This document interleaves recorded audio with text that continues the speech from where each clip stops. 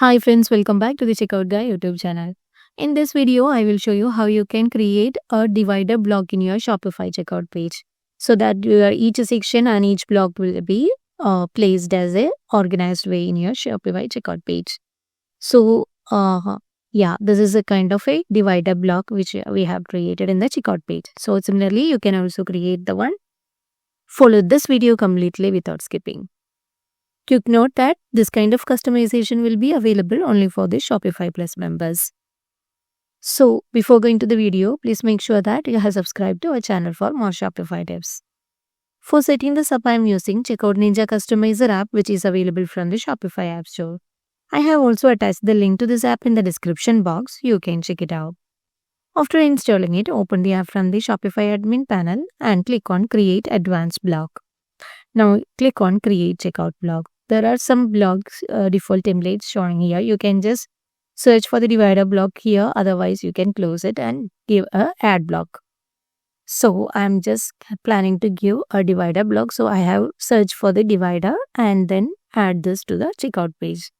The only thing you have to give is the title so that you can easily identify this from the list of block. So divider blocks which I am giving as title.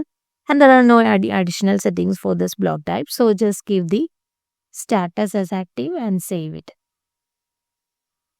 And if you have any conditional visibility like this block will be available, should be available only when the specific conditions are met, then you can just enable it and give that condition over here by selecting option as the conditions from here. For now, I'm just disabling it and then I'm copying the block ID from here and opening the checkout editor page. Now we can add our custom block to the checkout and have to paste the block ID in this field so that you can see that the divider block has been created in the checkout page. Now I'm just saving it and going to the app section. You can see that the divider block has been created here. So I can just drag it to anywhere else so that you can see that there is a divider between contact and delivery now. So which looks more organized way in the checkout page. So let's save it and now let's try this out in our online store. Let's land on the checkout page. So you can see that there is a separation or a division from the contact and the delivery section. Similarly, you can also create the one easily. Just grab the link from the description box and try this out in your online store.